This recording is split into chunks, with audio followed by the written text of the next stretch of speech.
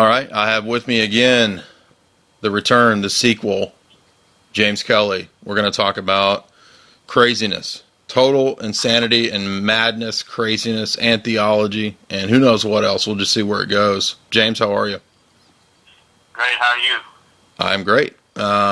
You're my second interview tonight, so hopefully it won't be I won't be too burned out. But first of all, we got into a lot of crazy stuff initially that was awesome. I got a lot of good feedback, by the way, on that interview with you. Everybody was really impressed. They like your stuff. Great. This time, you've got a different blog going. I've been reading some of those articles, which I highly recommend. Let's talk about the Franks. All right, so the Franks, James, why do they matter? Why this big article on the Franks? Well, it's kind of hard to know how to approach a topic. It sounds absolutely crazy, but the Franks, basically, I'll just start with a statement, a fact that everybody should know, is that the Franks are the 2% of the European population in the Middle Ages that took over all of Europe.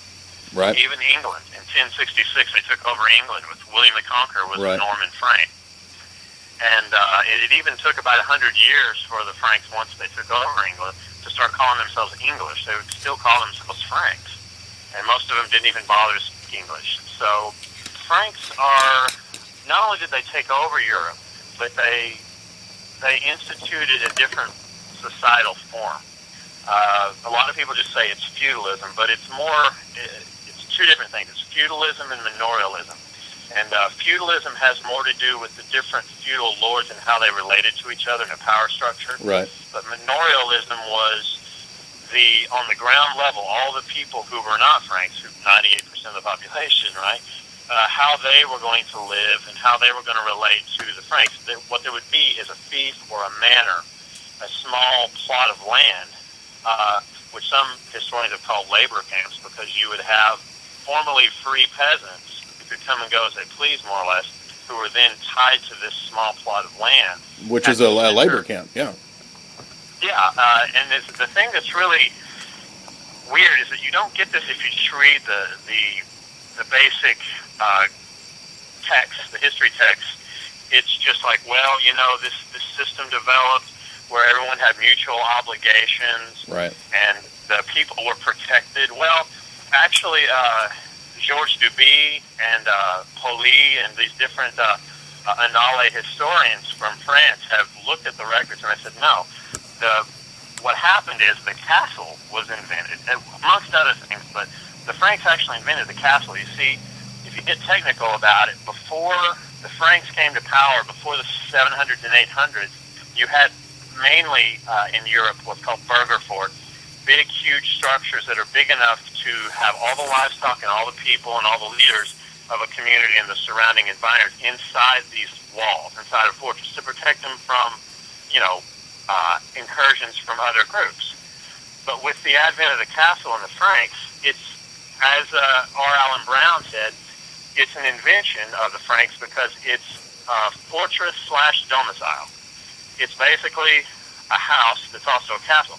And in my research, I asked the question, why would someone have to have a fortress as their house? Well, the Annales historians answered that question for me by saying what happened was the Franks were protecting themselves from the rest of society, whom they had basically subjugated, and if they weren't already unfree peasants, made them unfree peasants. They couldn't go anywhere. So we're talking about this. So Castle Grayskull, basically. Yeah, I mean, more or less. I mean, and keep in mind, one criticism that has come to light of the Annales historians is that there's not just any one situation going on in such a big area. As Europe, you certainly have certain regions where the Franks are not completely in control.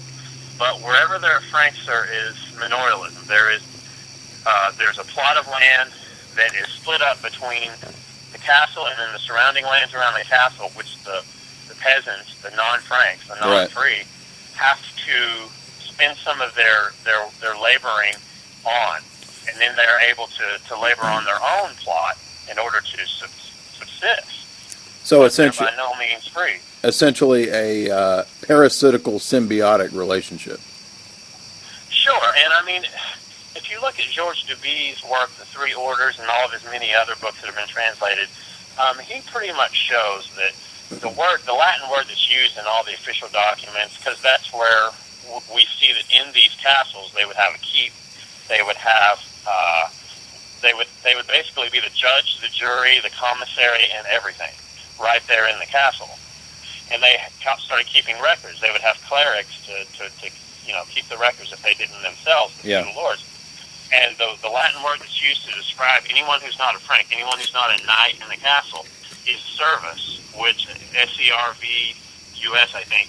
And that doesn't mean, you see, the word serf comes down as if it's anything different than a slave, but there's no difference whatsoever. That same Latin word is used for slaves, too.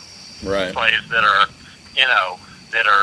basically in the ancient world, it was like if you won a battle, people were enslaved because it was considered merciful and more humane than just killing every man, woman, and child, which was the other option, right? Yeah. So if the people who were enslaved, it was a service. So would be a slave. Well, let me ask you this: what was the prevalent social order prior to the Norman invasion?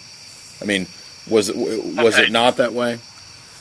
No, I mean, like if you go to England, so we'll just isolate England before 1066, before William the Conqueror came and feudalism was instituted in England.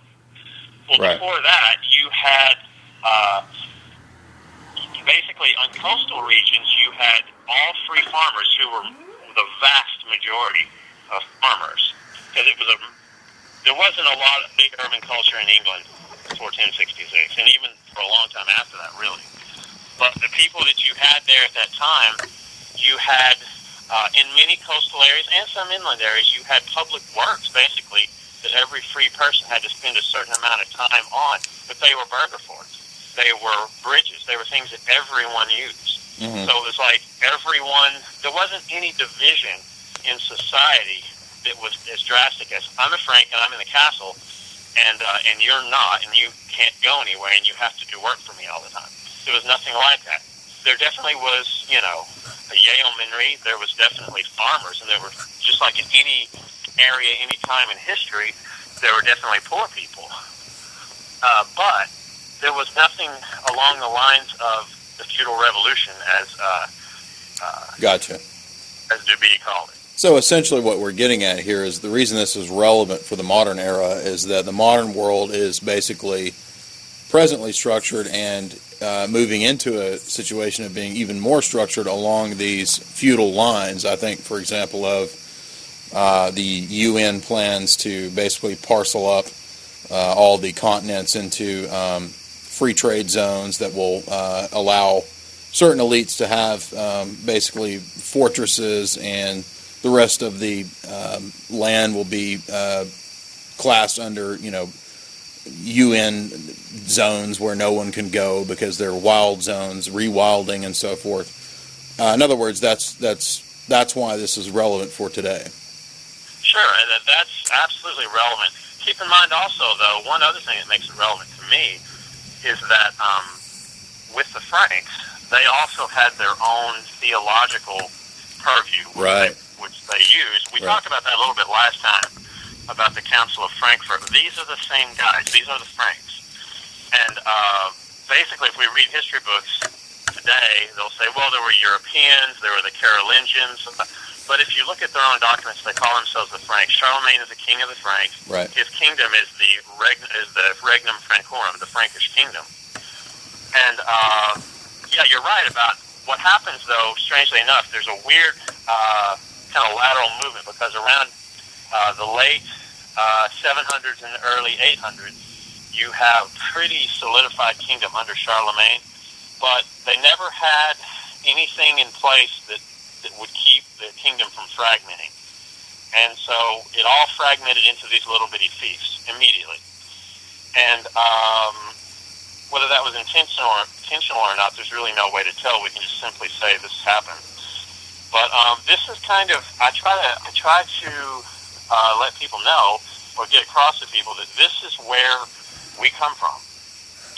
I don't know about you, but my ancestors were not the Franks. They were all these peoples in Europe who were subjugated by them. Now, keep in mind, what happens in the Enlightenment is that you have this urban culture that does develop. People escape from the labor camps, the villi. Oh, that's the origin of the word villain, too. It's those who dwell on the villi or the labor camp. So you're automatically a villain, right, if you're not a Frank. And Frank, may I be frank, and all those phrases like that, it does come from that. And to get the franchise, it means to not be enslaved. You know, the African Americans got the franchise after the Civil War. And a franchise actually is a technical word that means being able to move from place to place. So that's what the Franks had, and that's what everyone else didn't have in Europe at the time. So we often hear that the origin of labor camps goes back to, for example, somebody, you know, some will say, well, Hitler did this, but no, actually, Hitler borrowed the idea from the British, and the British did this in Africa with Cecil Rhodes and the diamond mining. But what you're actually saying is that Cecil Rhodes' idea actually goes back a lot further to medieval Frankish social order. Sure, and keep in mind that's where we get into the zombie mass article that I recently wrote. Well, tell me about that. Yeah. That's a tantalizing topic there.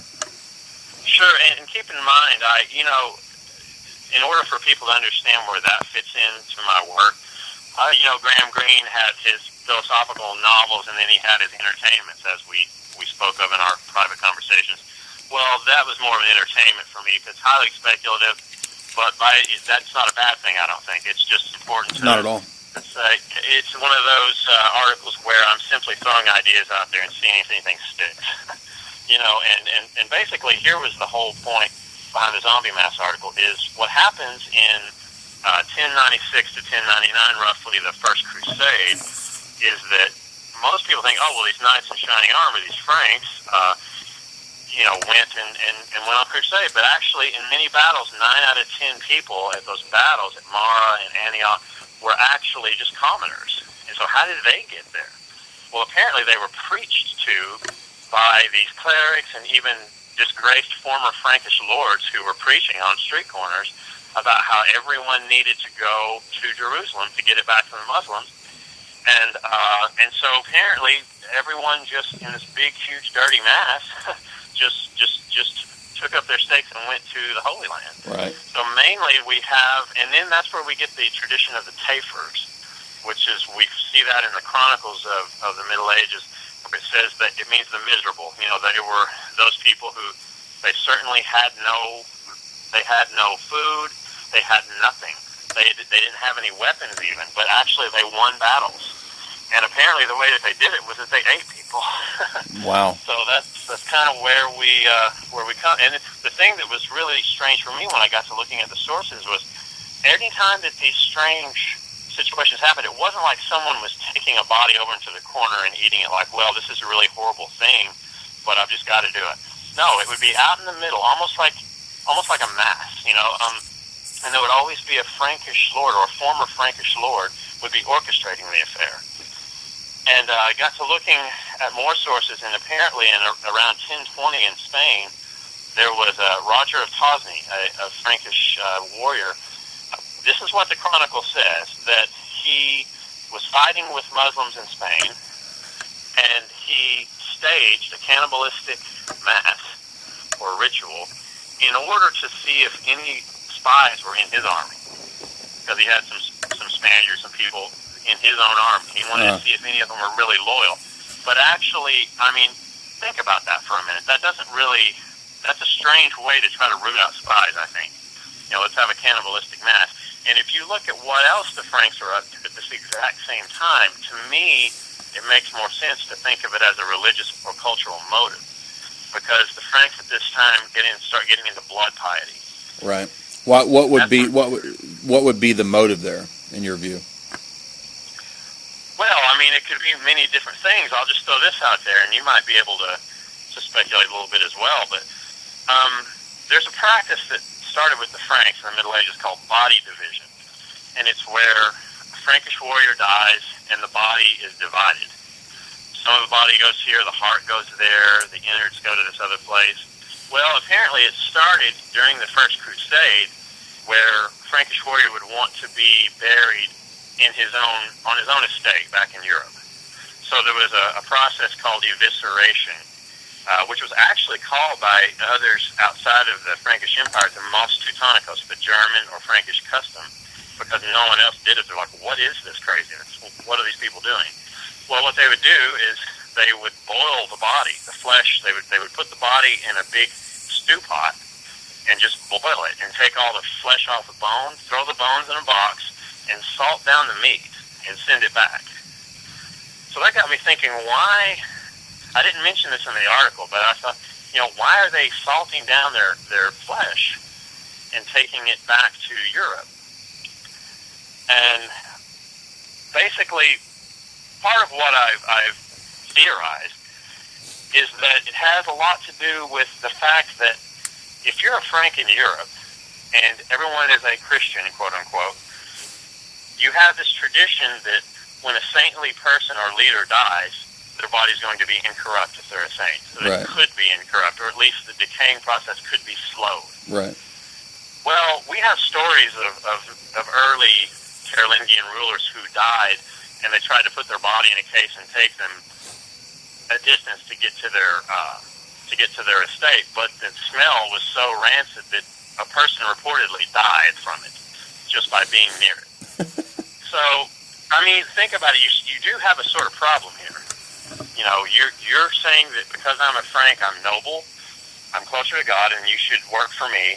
And my cousin is the bishop, and I'm the warrior. And as a matter of fact, in Germany there were a lot of prince bishops, warrior bishops, and we know about the orders, sure, Templar, and all that. Absolutely. So that comes from the Franks as well. So I think there was a social problem, which was, what are we going to do about our rotting corpses? Because this looks really bad. It's bad PR for us to be, stinking up the joint so bad people die when they're in our proximity when we die. It's not exactly the odor of sanctity. Well, the problem is solved if you invent a new tradition that says, well, just like saints' bodies, when they're incorrupt, they flake off like a loaf of bread, like a Eucharistic loaf of bread, and the finger might go here, but we certainly don't divide the body up with knives or anything. Well, that's exactly what the Franks did. They're like, well, let's just treat this Frankish body as if it's a hog or a cow, and we'll just divide it up. And then we'll salt it down just like pork, and then no one's going to say that we don't have the odor of sanctity. Simply by virtue of having blue Frankish blood in our veins, we'll have the privilege and the resources to have this guy come in here and process our body and send all the pieces of our body everywhere as if we're a saint. So it's kind of like an automatic sainthood. Okay, so are you saying that this would be Frankish beef jerky, or are you saying that this would be sent? Would this be sent to be like put in reliquaries? That's the thing, is that it's all the above, I think. Okay. Because keep in mind, around this time in the early 1200s, this starts to filter down to the populace at large in Europe, and you have blood drinking. You have blood relics, which historically the first blood relic known is 806. Charlemagne himself, the king of the Franks, the most famous Frank of all, finds the first blood relic in Mantua in 806. And so it's a relic that a chalice or something else that will actually have the blood of a saint in it, just miraculously showing up. Well, what would happen around the early 1200s is people just started grabbing it and drinking it. They're like, well, why not? Keep in mind, in the Christian East, there's no blood piety. This is a Frankish thing. It's a European thing. Right. It's not just Christendom as a whole. It's a unique development. Right, I'm aware. Right, yeah, definitely. And I think that's important because I think we get into this thing where we're like, well, this crazy stuff like the Inquisition and all this stuff happened, and that's just one of those Christian things, so all institutional Christianity is bad. But there's a lot of other stuff out there. Sure. Well, but anyway, what are your thoughts on that? But I just want to know. Well, I think that, everybody knows that there were all kinds of weird, bizarre, strange, superstitious sort of pieties that developed in the Middle Ages. But your thesis about why that would be, and maybe coming to understand a deeper significance to why this developed here and not there, I think is excellent. I mean, that's a great explanation. Well, and another thing that... Oh, go ahead, I'm sorry. What I was going to ask is just, that was my next question.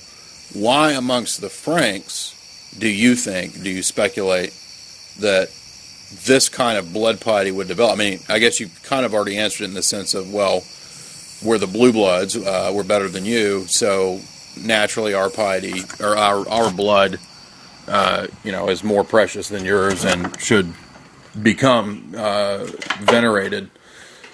But why this bloodline? That's, I guess, what I'm getting at with this question. Why the Franks? I mean, why not? I mean, there are all kinds of, tribes and bloodlines that have been,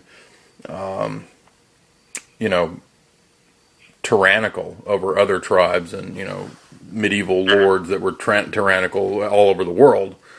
Why do you think the Franks demonstrate this kind of a strange piety? Well, I mean, I guess the best way to approach it is just to look at specific cases and then try to say, what ties it all together. Because for me, with the Franks, if we just look at the what's called royal religion, which is where the Franks started to develop their own traditions of, okay, well, I'm a Roman emperor. You know what I mean? I'm the king of the Franks. Well, what does that mean? They sort of had to start developing traditions, because in traditional Germanic culture, you have chiefs and warlords, but they're the head of their ethnic group. Okay. Right. And then you do have isolated incidents in the known records of early Germanic culture where people are like, well, because we're being attacked by this other powerful group, we're going to band together, because ultimately, even though we are different, subgroups of the Teutons, we're all more alike than each other than we are to this other foreign invader. So you do have precedents of all these different Germanic peoples getting together and electing, a big lord above them all. But what happens with the Franks is that this process happens during a time and place. The first few centuries AD is when they think the Franks first sort of congealed as a group. And what one scholar thinks it is that you had this border area in Europe, on the border of what's called Germania Interior, and it's just modern-day France and Germany. But you had basically this border culture where these Romans would set up all these trading posts and just kind of start, doing what big empires do, get the best end of the stick in all the business deals. And apparently, a lot of the Frankish warriors started realizing that if they betrayed their own people and got the best warriors together from all these different bands, they could create this uber warrior group, and that they could basically, raid Roman commissaries, raid their own people's stores of goods, and that seems to be where this whole, I'm the king of the Franks thing came from, is, they looked at Roman society, they've got senators, they've got consuls, they've got praetors, they've got all this stuff. Well, it doesn't take people long to come up with their version. Whenever a culture comes in contact historically with one that is more advanced, quote unquote, it doesn't take them long to assimilate those ideas in their own specific form. Well, I think in the Frankish form, all these different, their version of a king or their version of a senator or an Augustus Caesar was a monstrosity, really, because it was based on the oppression of all these other people. I see. Now I'm naive. I know that there was also difficulty with the Roman Empire. I don't look at it through rose-colored glasses by any means.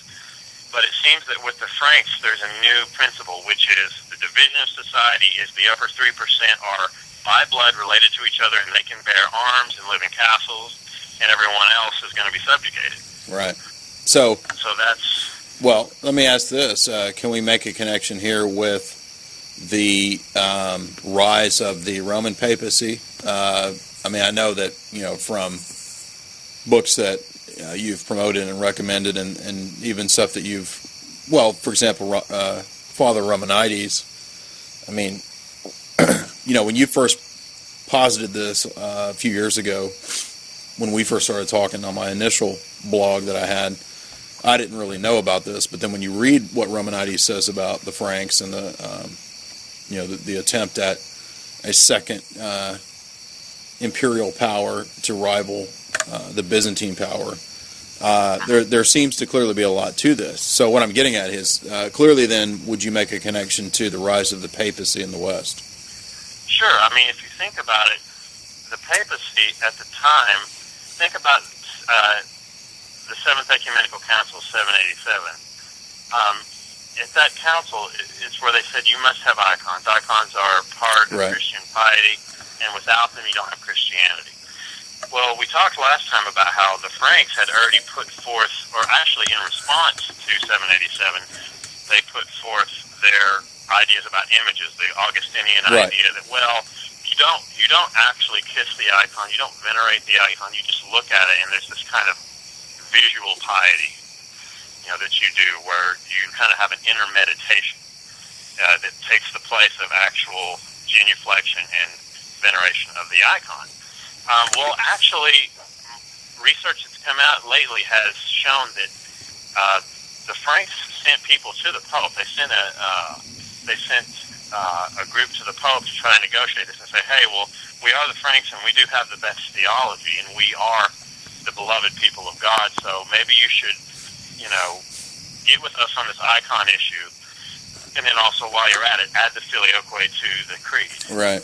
And the Pope at the time, who had signed the Seventh Ecumenical Council's acts, or at least his legates had, and he accepted that signing, said, no, I'm not going to do that.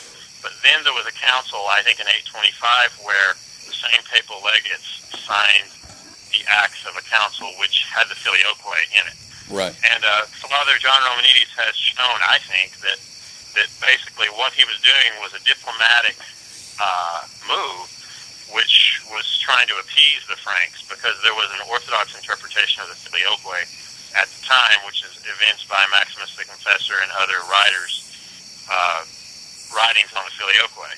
That may or may not be true, but what we do see is that there are serious power plays going on, and the papacy is caught in the middle. Now, by the time you get to the 11th century, the Franks have taken over the papacy and installed their cousins as popes. But now, here's what's interesting about the bodily division thing. The Italians were like, this is a monstrous practice, and in 1299, Pope Boniface VIII, who's an Italian by birth, actually publishes a bull, De Testande Feritatis, which was saying that you're excommunicated if you divide your body when you're dead, because the body, and he actually voiced the original Orthodox view of death in the body, which is, you don't tear asunder the body. It's a holy temple of God, and people don't really die; they fall asleep, which is the original Christian teaching. Right. Because when for the Augustinian West and its advanced forms, they'll say, well, the body isn't really the real man anyway. Especially under the influence of Aquinas, they'll say, well, it's just a lump of matter that has this form impressed on it. Sure. When a man dies, then the form goes away, and God can just impress that form on any old piece of prime matter anytime. Which is why they both teach the beatific vision and don't really mention the body much anywhere in their eschatology. Absolutely, yeah. So what you have is a papacy that's hijacked by the Franks, and then, well, here's what's funny. If this is one reason to look at bodily division as a theme in history. If there's no other reason, it's this. 1299, there's a papal bull that says you're excommunicated if you do it. And I think there's some language in there that says, like, it's the most, you call it the most Teutonicus, I call it the most horribilis, the horrible practice. Well, and in Roman Catholic canon law, at least for a long time, until Vatican II, on the updating of canon law, it was completely forbidden to do anything but a standard burial practice, including cremation, because cremation in several papal encyclicals was part of the Masonic practice. So in Masonic practices of cremation, or Masonic encyclicals that the popes wrote, well, against Masonry, cremation comes up as something that's forbidden. So in other words, I'm just making the point that that continued, at least on the books, for a long time, even up till the time of Vatican II. And interestingly now, Roman Catholic Novus Ordo churches accept cremation now. Exactly. And it goes without saying Orthodox don't accept cremation, and not even embalming. Right. And there are so many arguments. And here's an interesting thing is 1299, the bull against bodily division, is promulgated. Well, what happens is, Philip the Fair, I wrote a chapter in my book, Anatomizing Divinity, about Philip the Fair, and his desire to be a statue with the human will nullified. There's a lot of other things about Philip the Fair. He kidnaps the Pope that outlawed heart burial, or bodily division. Heart burial is a form of a specific type of bodily division. Right. But anyway, we'll get to that. But yeah, Philip the Fair just sent William of Novgorod and said, well, just kidnap him and rough him up, because I want to do bodily division, and so do all my Frankish kinsmen. So they beat up the 80-year-old Pope, or however old he is, and then they install, actually there's 8 months of another Italian Pope, and then he dies. And then after that, I think it's 1301 or 1302, I forget the year, but they install Clement V, who is a Frank. Right. So we're getting into the Avignon papacy. That is Clement V, yes, is the one who says, okay, I'm going to go ahead and say that bodily division thing, which only applied to the Franks, but, Frankish royal family and your immediate kinsmen, you can do what you want with your body. We're going to go ahead and overturn that. So I think if you read most history books, they're not going to say, oh, by the way, this guy was a Frank, and that's why I overturned the Italians, bull against heart burial, and the only people doing bodily division or heart burial were the Franks. Yeah, and on another note too, I was reminded of I've read the Acts and Letters of the Seventh Council, and if you read them, they're very clear. I believe it was Pope Hadrian or Hadrian II that was the Pope of the Seventh Council, and in the letters back and forth and in the Acts, it's very clear that the view unanimously is that the Emperor and Empress present are the Orthodox. God ordained, I believe is the term that's even used. Emperors is the Emperor and Empress, and so therefore it would be odd that suddenly after this God magically wants to ordain a new Western Emperor to compete with the Eastern Emperor. In other words, it doesn't make any sense given the notion at that time of the Christian oikumene, the ecumenical, which originally comes from the idea of the empire, that there would be two heads of the empire, at least in terms of the state. Yeah, that's where we get the origin of the idea in Frankish documents of Christendom. That's where that word comes from. Is that they started doctoring up the liturgical books, replacing the prayers for the emperor, because that would be the real Roman emperor, the Orthodox Roman emperor. Right. If you're going to be a heretical church that teaches us filioque, you definitely have to do something. So what you do is you change the liturgical books to say we pray for all of Christendom and the king of that. And then they define Christendom as the Regnum Francorum. And whatever other satellite, lands like the Papal States want to go ahead and get on board. Since they have a Frankish cousin on the papal throne, it's not really a problem. They're going to be in line, And if all this isn't true, which to me it looks like the case is pretty strong, why is it then that the present papacy has basically become a huge international finance cartel that basically is run and controlled by the Vatican Bank? Oh, absolutely, yeah. And keep in mind, Pope John Paul II, when he died, there were so many members of religious orders in Poland and just basically members of aristocratic families in Poland clamored to have his heart sent to Poland. It didn't happen, but because Pope Pius, I think the Ninth, had outlawed bodily division. But by the time we get to the 1200s and 1300s, when it's basically a Frankish papacy, they start doing bodily division themselves. It becomes a papal tradition. Read Frankish tradition. Yeah, absolutely. Well, having spent several years in Roman Catholicism, I've traveled around and been to different cathedrals, and you can clearly see a completely different version of piety. With all these little baby dolls dressed up in little outfits and different body parts. Because heart burial is where, after about 100 years of bodily division, certain houses of Franks, like the Wittelsburg princes and other groups, the Würzburg prince bishops and other groups started saying, well, what I want is I want my heart, which is the most noble part. Mm-hmm. I want my heart to be put in this urn. And what a lot of people don't know is a young René Descartes went to the Jesuit College of La Flèche near Paris, or in Paris, and while he was there, the most publicized heart burial funeral was done, which was Henry IV. Interesting. He's the guy that was a member of the French aristocracy who was a Protestant, but he converted to Catholicism, saying Paris is worth a mass.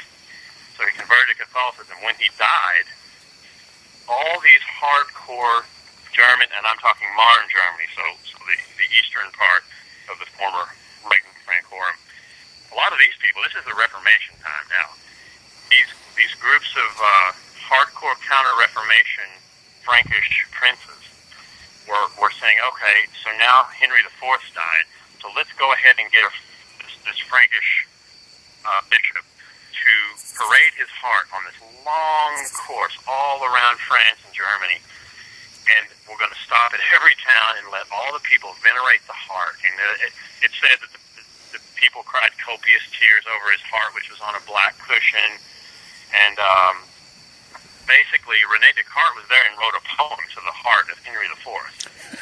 Keep in mind, yeah, he wrote a poem to his heart, and the heart was also, keep in mind, this is what we're leading to, which I think is an interesting point, which I hope to write a book about, is that I think what happens in the West, like a conceptual framework for us to understand how these changes take place, is that it seems that there's a misunderstanding or a forgetting of the original reason or motive behind the piety, or there's a forgetting of the original doctrine.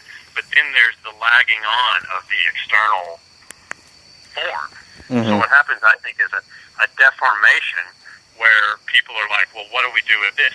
Well, a new doctrine is introduced in order to justify why they keep the practice. For instance, in the original, I would argue, Christian piety, you have the prayer and emphasis on the heart. Well, what happens after Augustine, when the heart is redefined as this interior space in which you go on these meditative journeys, where you understand your psychological destiny, and therefore, you comprehend the essence of God, that kind of thing. Mm-hmm. That becomes very popular, and at that point, we have to do something with the heart. We have to understand, well, Augustine didn't talk about the human body that much, and even care much about it. So what do you do with all this stuff that all these, people are doing, all these pieties?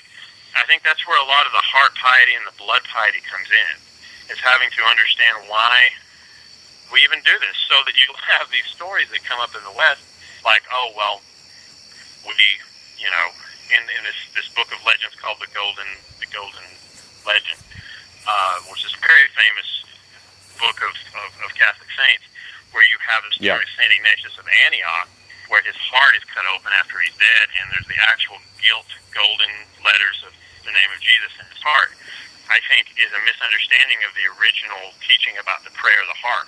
And right. It's actually, and it's even said that everyone marveled and said, look, he always has the name of Jesus in his heart.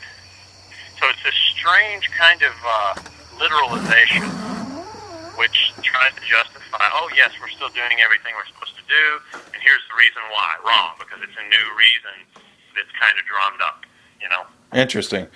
Two things that made me think of. One, I forgot to mention this. It makes me think of the Song of Roland, which I'm sure you've read.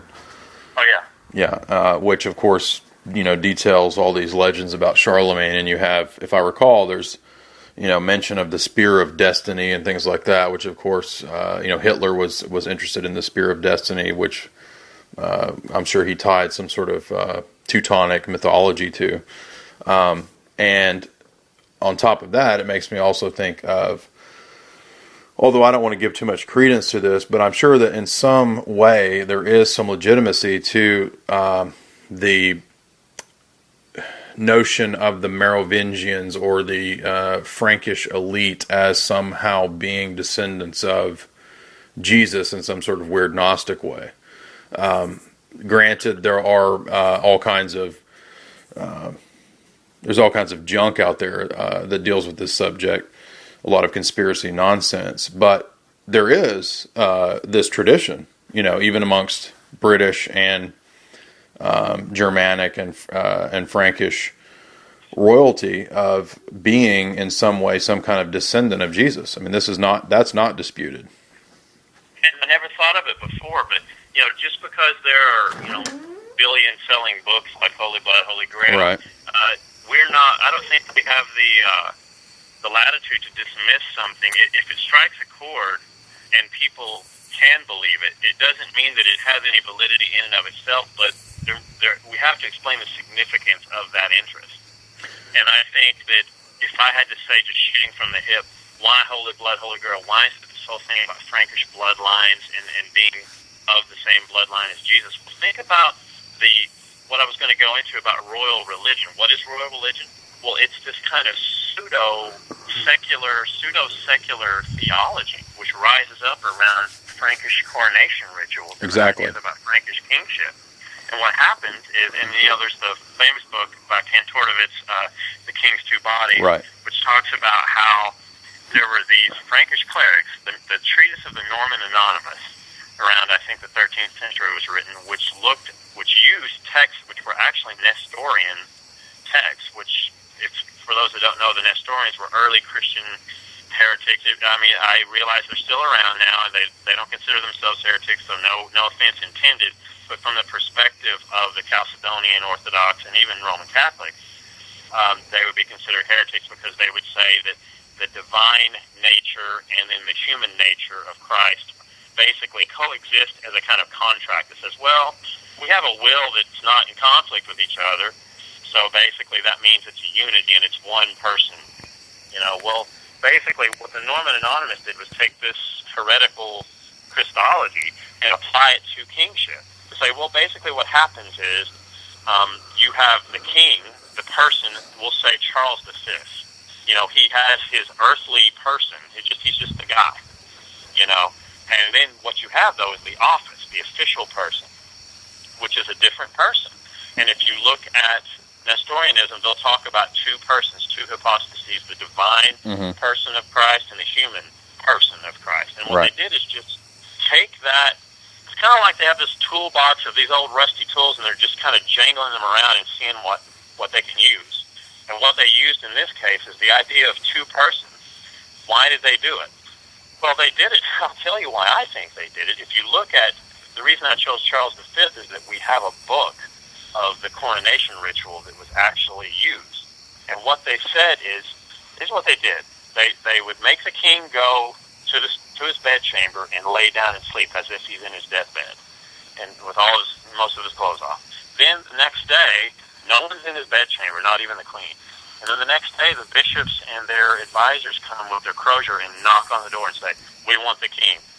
And then this other advisor, not the king, but this advisor says the king sleeps. They repeat that 3 times, and then finally they lead the king by the hand into church. The bishop then comes in and invests him with the sword and says, you're born again, entered into royal religion. You're a new man, and now it's your role to defend Christendom, read Frankish Empire, from all enemies and to expel and destroy all heretics inside its borders. And here's the clincher. It says you are free from all sin you've committed before and all sin that you will commit in the future. Interesting. And there are certain parts of that coronation ritual and other texts that are related, which seem to indicate that it includes the Frankish nobility and advisors who are working in his stead, because the king can't be everywhere. Right. Well. So it's very interesting, is it not, that isn't it a similar idea that Hitler uses to say, look, there's this bacillus in the body politic called the Jews, and we need to get this syphilitic bacillus out of our system, and we don't have to feel guilty for it at all, because we're absolved from any of that guilt. Now, I'm not saying it's, it's so difficult to prove causative things historically. You can simply say, hey, this is a morphological similarity of thinking is what we have. Well, and we may have mentioned this before in the other interview, but that idea of Jesus having descendants, and that Joseph of Arimathea landed in Scotland, and that there's this magic stone in Scotland, and then that's where all of the Saxe-Coburg Gotha British royalty, the Queen was coronated on that stone. That's all actual belief. Now, I'm not saying that that's true, but I'm saying that tradition it's not a metaphor. They believe it literally. Exactly, and that's connected with the idea that the descent here has some kind of connection to some sort of descendants of Jesus. Then that belief is also shared, as I understand, by different versions of European elites and esoteric type circles, which trace their ideas back to this Norman Anonymous specific Frankish royal religion, as I've termed it. And keep in mind also, the Norman Anonymous says the Frankish king becomes Christo Mamites. He becomes one with he becomes by grace what Christ is by essence. So there again, we have this Christological terminology that's wrenched away from its original context in the ecumenical councils, and it's given a completely, really, if you took the categories of the original Christian tradition, that makes no sense whatsoever. So it becomes adoptionism. It's adoptionism, but it's applied to the regnum. Plus, think about it. The king is sent to die in his bedchamber so that he can be reborn as another man. He actually is a somnambulist, because they knock on the door with the crozier, and the king can't answer for himself because he sleeps. He's dead. So he has to be resurrected. Yeah. And he's resurrected, and guess what? It's Apollinarianism, because he's a man with a physical body who has not a human soul. He's infused with this divine persona, which somehow overshadows what he had as a human persona before. That's why they say, and this is a Frankish tradition, I sound like a broken record, but I try to harken back to the first time I heard about this stuff, and I had to read the same thing over and over again before it sunk in. But the king is dead, long live the king. We all know that, right? Mm-hmm. I mean, it's in Hollywood movies, it's everywhere. But what it means is the earthly person, the physical person, Charles V or Charlemagne, is dead. But the actual public person, the divine person, never died, can't die. So it never dies. So as the body goes down in the tomb, the royal person just simply transmigrates to the next frame. Right. Yeah. Well, and that's also, that goes back to Pharaoh. That was the view. Pharaoh is a manifestation of Ra, and even though Pharaoh might die, the aeon continues on. Sure, and it's a very apt comparison too, because keep in mind, in the 1100s and 1200s, a new practice develops. It's part and parcel of this whole blood piety thing, and that is the idea of preachers getting up in front in a European church, Catholic church, getting up and presenting this placard, this card, which has Jesus' name written on it in Latin, with all these rays coming off of it, and reducing the whole congregation to tears repeatedly. Well, this practice was opposed when it first came out in the 1100s. Don't do that. We don't know about that. But what happened was other congregations started the practice of the monstrance, which was just on Corpus Christi. You have this pyramid, and it is a pyramid-shaped altar with this little hole in it, and you put the little wafer in it. We all know what the monstrance is, and it has these little representations of sun rays coming off. Mm-hmm. Well, the scholar Johann Heitzinger pointed out that what happened was it was the same idea. It's just instead of putting the name of Jesus in it, you put a parchment-colored, tasteless, odorless, whatever wafer in there, and it had the same effect, reducing people to tears in an emotional, effective, spiritual, quote-unquote, experience. Mm-hmm. Well, what happened is, since the monstrance caught on, they started doing it every week or every day, and then they brought the placards back out. It's cool to do that now. You see what I mean? Yeah, well, and it also makes me think pretty obviously of or pretty clearly about the rise of devotion to the Sacred Heart, which is unique to relatively modern Roman Catholic tradition. Why would we be worshiping the heart of Jesus. I mean, it's just bizarre.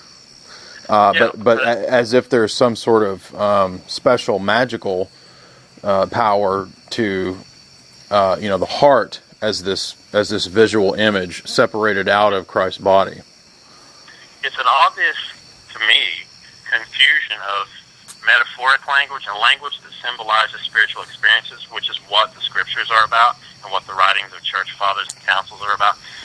It's not. Basically, what the Sacred Heart thing is doing is saying, oh well, why are all these writings, the Neon, all these church books that talk about the lives of the saints, which originally were mainly in Greek, and which they had in the Middle Ages. Well, what do we do with all this stuff? Why is everyone always talking about the heart? But then what happens is that you have Saint Bernard of Clairvaux makes a major change. He's one of the major precursors of the Sacred Heart movement, because he says what happens is Longinus pierces Christ's side and pierces all the way to his heart. And he says that what we need to do is line ourselves up with the wound so that we can see all the way into his heart, and then we can even go in there. Yes. This idea, and he means literally somehow. Why? I don't know. It's madness, but that's what I'm trying to tell people, is that this is not a metaphor, or it's maybe even worse. There's somewhere in between metaphor and reality. So perhaps they don't even know what they're saying. Well, but nonetheless, other people take it seriously, like the Moravian Brethren, Count Zinzendorf. Basically, not only did they believe in the side-hole piety, but they would say very graphic things like, we want to suck and lick the side wound of Christ. Well, there are famous older paintings of Bernard, drinking Mary's breast milk, and they're very, very graphic. They're obviously very sexual. But the point here is that with this Western rejection of the body, there is an odd pendulum swing of sort of overreaction in Renaissance art, where of course you have these Roman Catholic cathedrals that are full of naked people. I mean, you have Mary's got a nice big breast here that's shooting milk out into Bernard's mouth. I mean, it's just very. Granted, that's not necessarily sexual, but in Catholic theology, here you are, you're sitting in this cathedral that's full of naked people, especially, Sistine Chapel or something like that. And one single dirty thought is a mortal sin. So it's a very odd trickster sort of deity that you're being presented with here, where I'm going to cover the inside of this building with naked persons. Augustine and others speak very disparagingly of the body, and should you be led to look upon these bodies in a certain way, you are immediately placed in a state of mortal sin. It's very bizarre, is what I'm getting at. And think about it, and you know what proves our point more than anything is that even in the West themselves, after that Renaissance period, they would like scratch out the genitalia. Yes. Because what happened is Count Zinzendorf, and he's a Moravian Brethren, so the thing about the Moravian Brethren is that they didn't consider themselves Protestants, but they basically were, but they liked Catholic stuff. They liked Catholic piety. That was their main thing. They loved blood piety, too, obviously. But Count Zinzendorf went all around these Renaissance churches where the mosaics had remained, and he wanted to restore them. He wanted so that you could see the genitalia of Christ, because he thought basically that the side hole, which St. Anselm and others talked about before, that was the kind of conclusionary, if you will, wound. The initial wound that we had to be concerned about was the circumcision wound. So that's the beginning. But it's kind of like the life of Christ is seen as a series of like cuts into his body, and Count Zinzendorf actually was obsessed with the child side of the penis of Christ. I know that's terrible to say, but I mean, I'm sorry. That's what I didn't make this stuff up. I couldn't. Well, I mean, just and to make this a little bit more interesting, not that it's not, but in terms of other connections that we've talked about, you sent me a very long treatise dealing with Zinzendorf's espionage activity. So here we have a clear connection between bizarre child piety of some sort and, a major figure in terms of modern European politics and espionage. Absolutely, and keep in mind also that these guys are all into Kabbalah, too. These guys are into Jewish mysticism, and there are certain traditions. The article you're talking about has never been published, and I don't know if it ever will be published, because it's just laying it down on the line where it needs to be, and sometimes you have to be cautious when you do that. So that's why I have friends like you that I can send this stuff to. But basically, what we have in Kabbalistic traditions and in occult traditions too, and I know we can't generalize, so I'll get specific. Rosicrucianism, right? Freemasonry, and when I say Freemasonry, I'm talking about the sources that we have from England from the late 1600s and early 1700s to lead up to the establishment of the main lodge in London. And I think 1720, although I might have the date wrong, but it's the early 1700s. Right. If you look at those sources, they specifically talk about the 5 points of fellowship. And the 5 points of fellowship are the hand to the hand, the cheek to the cheek, and then the last one is the hand to the back.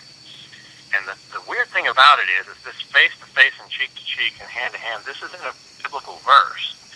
I spoke of this in the unpublished essay you referred to. It's this Ezekiel thing where Ezekiel, and the real correct, in my opinion, the correct interpretation of this is that Ezekiel healed the boy. He didn't engage in any kind of illicit contact. Right, obviously, yeah. I mean, it's sad. You get so far off in this weird stuff that sometimes. Well, actually, by the way, I wasn't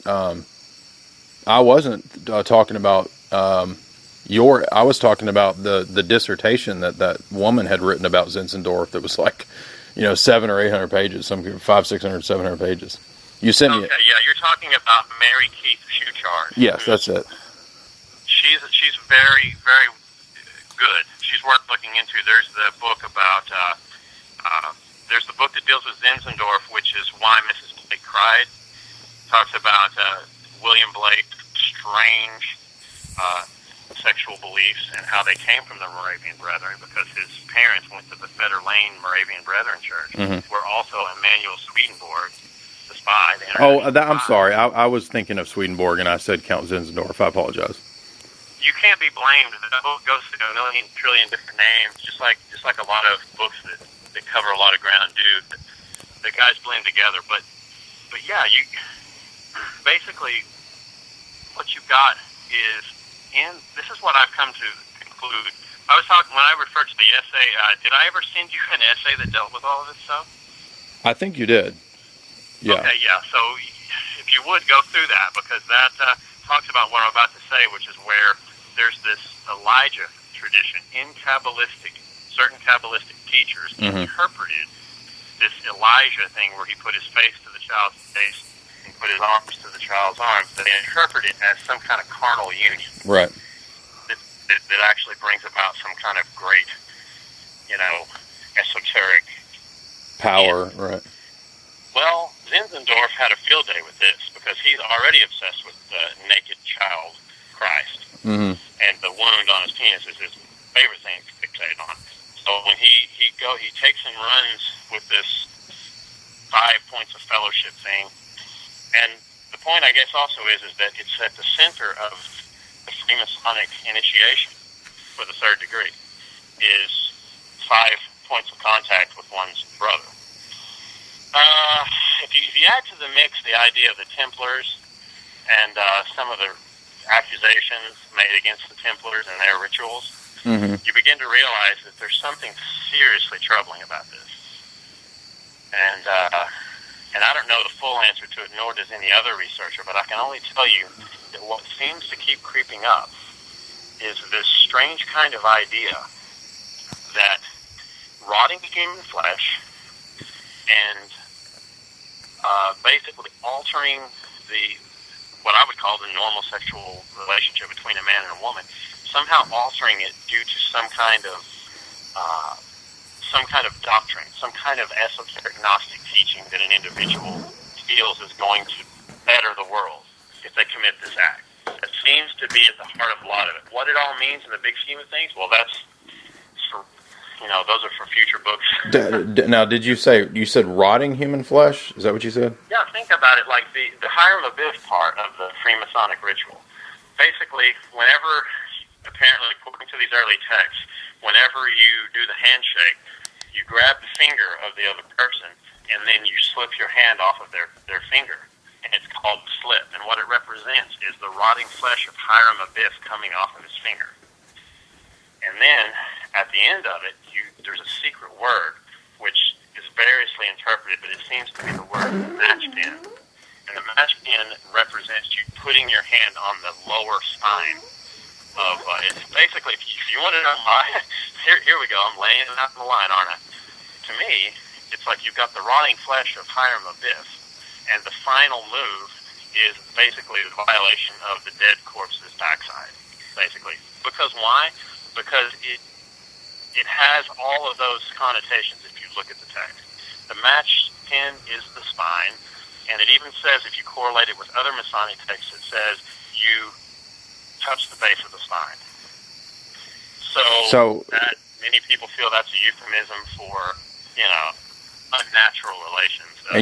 And so your thesis, you're making a connection to this older Frankish piety of weird body stuff. Is that what you're getting at? And the zombie mass.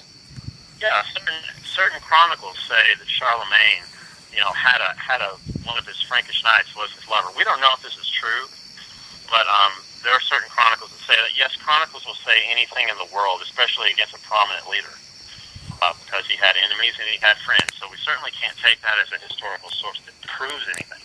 It only proves that some people thought that he had unnatural relations. Another legend about Charlemagne is that he visited the Holy Land, and when he went to the Church of the Holy Sepulchre, the Christ child appeared to him during the Mass and took off his foreskin and put it on top of the Holy Chalice and said, "This is my flesh and blood." So it stops there, but what do you do next, right? You pick up the chalice and put it in your mouth, right? So basically we're talking about, non-canonical weird lodges that engage in these kinds of things. Is that what you're getting at? That might be at the heart of sort of the modern occult powers ruling through Frankish traditions. Is that your possible? All of that. I think basically what I'm saying is that if we took it all out, it's like just circles, pieces of colored paper, and just threw them out there and said, okay, clerical pederasty. Okay, that's in the headlines a lot. Yeah. Let's throw that out on the floor. Okay, blood piety, the veneration, drinking, and smearing of blood all over yourself as some kind of religious honor. Oh, okay, well, the French did that. Let's throw that out there. Well, all of these different circles connect together in esoteric groups and in basically Western Christianity, right, and in secular forms of it. It all is present, and in Kabbalah, too. You might ask, well, why is this? Well, I think that basically what happens is, I believe that it's kind of a genealogy of evil, but I don't think there's any way to establish proof for it. Yeah, well, that's where I was going to go next. Do you see a bloodline of evil here? Yeah, but I will say this, historiographically, there's not any way to establish, geometrical proof of almost anything. Mm-hmm. I mean, if you want to get hypercritical and Humean, I understand. Prove anything. Right. But what we can do is we can find morphological similarities in thought patterns. Right. Now, what academia will say is, no, they're going to avoid the question and discourage it, say, no, we want to have reasonable amount of proof. So if it doesn't fall within this arbitrary, amount of proof, then we're not going to count it. Sure. Of course, nobody knows what that arbitrary amount is. Right. But it's like Jungian archetypes. Are they diffused? Is there a central part where someone decides that the body of a man corresponds to the universe, the microcosm, and then from that one spot, let's say in the Caucasus Mountains, it spreads everywhere? Or can it, if someone came up with it on day number one in the Caucasus Mountains, could that be repeated somewhere else. So that's the non-diffusion view of how morphological similarity. There's no way to solve that dilemma. There's no way to logically solve it. Right. And I think that there's a reason for that. And my whole point is that in terms of history writing and history of ideas, it gives us a wide latitude to just simply say, here's a structure of thought, a structure of ideas, here's the components of it, and then here's another instance of it. Can we find that person actually read that book? Well, that would help. But if not, there may just be a kind of slot or a kind of groove that the human mind falls into whenever it's under demonic influence. That may be why there's these morphological similarities. Well, I was going to say, I mean, pretty clearly the patterns can be explained very well if you believe in sentient evil. Yeah. And even if you don't, if you want to be, a Darwinist materialist, you can say, well, the human brain is wired a certain way and it's set for survival, so it's always going to fall into these certain patterns. Well, ultimately, it's metaphysical, as we discussed last time. There's not any way to get beyond that. But what we can do is try to elucidate causes of these ideas and what the effects of them are. Do you see a connection between what you're talking about and what we see in, are you familiar with like the Michel Dutroux case from... No, I'm not. Okay, well there was a case that, I believe it's Belgium, that was 10, 15 years ago, and there was a castle, interestingly, where women were basically put in cages, and some were murdered and were used in very elite rituals, and a lot of the Euro elite were in some way connected or involved, and a lot of them got off of it. But one guy did take the fall, Michel Dutroux, and it was a big news deal in Europe about 10 or 15 years ago. So you can find all the Guardian articles on that, but it's called the Dutroux case, and it sounds exactly like what you're talking about. Yeah, I mean, basically where we can kind of find the smoking gun is when we have ideas like, for instance, in Freemasonry, where you have the idea, and one thing that I should point out is the Hiram Abiff legend originally had the name of Noah. You can even see in certain manuscripts the name of Noah has been changed. Apparently, there was a Kabbalistic legend about Noah died, his body started rotting, and the three sons of Noah came in and tried to put his body back together. And some Kabbalistic legends say that they successfully made a golem or reanimated him, and others just say that he didn't. So, well, but I mean, this doesn't sound like standard Freemasonry, though. I mean, this sounds like the more, Black Lodge or, rebellious type lodges that, I mean, this doesn't sound like, what's at your local lodge. Well, one thing that I would say is this, that I've learned, I think I've learned, is that there is a problem in the historiography of Freemasonry. There's kind of an official story that's put out by the London Lodge that says, it all started in 1720 or 1712, and all these other people are fakers. Well, what Heinrich Bogdan and other scholars have tried to do is to show that, there's actually documents from the 1600s which mainly originate in not the group of Enlightenment type people, but they were more legitimists. They were more pro-Jacobite type individuals who were royalists, and really they were involved in that beyond mysticism that I'm always talking about. Matter of fact, there was a ritual that Charles II was involved in this. He was a member of one of these high-grade masonry groups, which was not the main lodge in London, that is always trying to say, we're the real Freemasonry, and it's all just a bunch of guys chomping on cigars and talking about how to better the world.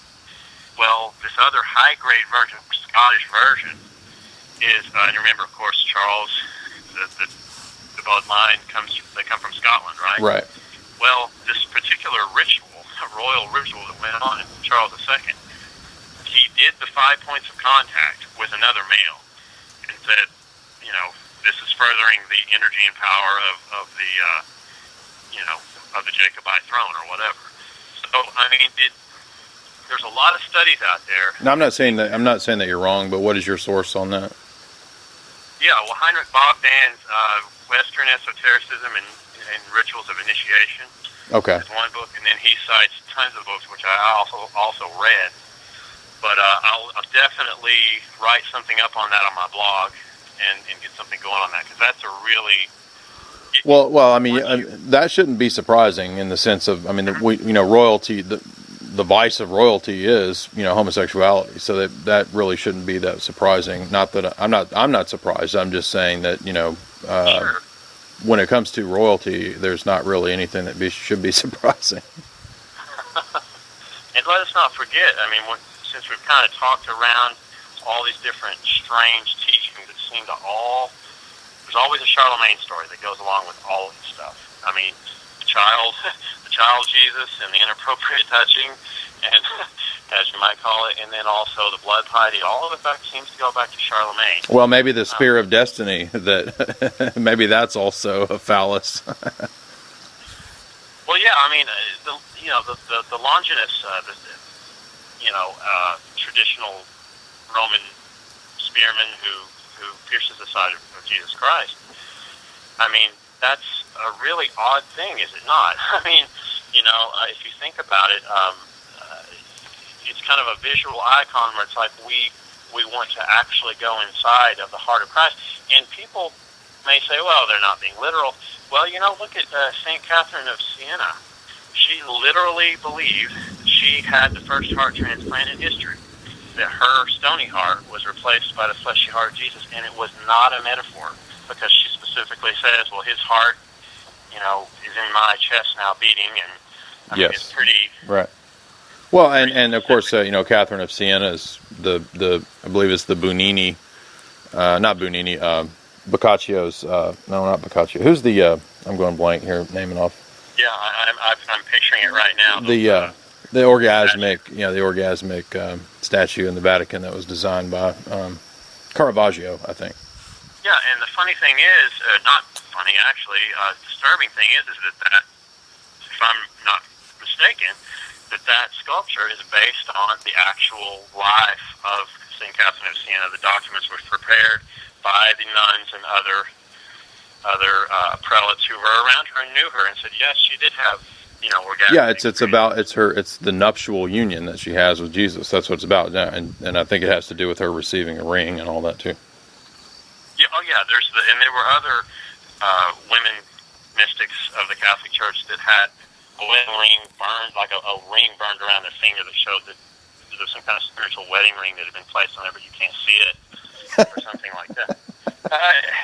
And then if we fast forward to the actual, Sacred Heart piety in the 1600s, Margaret Marie Alacoque, the disciple of the Sacred Heart. Yes. She was perhaps, everyone is obviously able to believe what they want about the historical record, but this is perhaps a very disturbed individual who tended sick people and would eat their bodily secretions, their vomit, and everything else, believing that she was fulfilling the scripture by doing so. So, when all this evidence starts to pile up, you just have to pretty much do a double take and say, what's really going on? What are the historical forces and the distortions that are going into this? Yeah, another connection that we might make here, just sort of stream of consciousness thinking here, is Faustina Kowalska, who is a venerated saint in the last the last 100 years.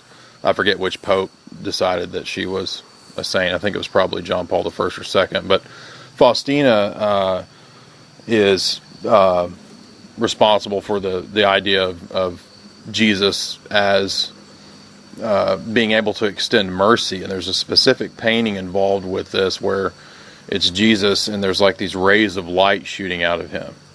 So it's sort of, I don't know, but there's the idea that mercy can come forth through this image because of Sister Faustina. And when you actually read Sister Faustina's revelations, she sounds just like St. Mary Margaret that you're talking about. She sounds insane. It's its wafers are literally floating across the room and talking to her and telling her that she's Jesus' special bride. She alone of all the nuns has been chosen as the bride. She sounds nuts. Yeah. And as soon as you said that, like, here, this is one of the great things about us having conversations is the connections just, multiply.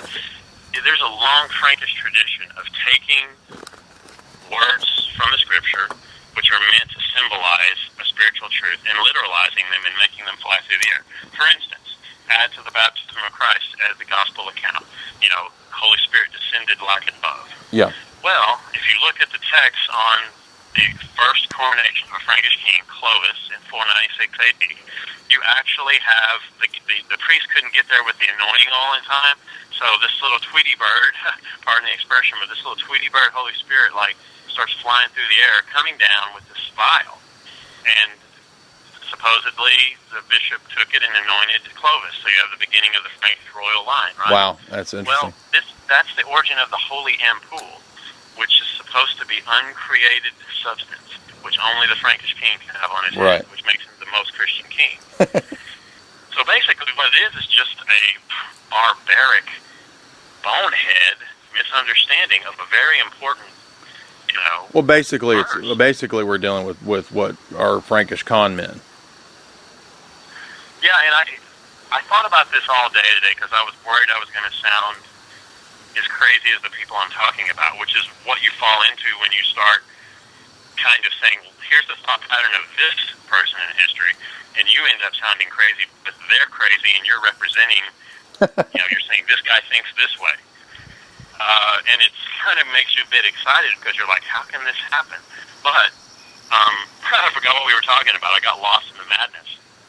Well, we were talking about wafers that fly and ampules that fly, or holy oil that's uncreated essence that flies around.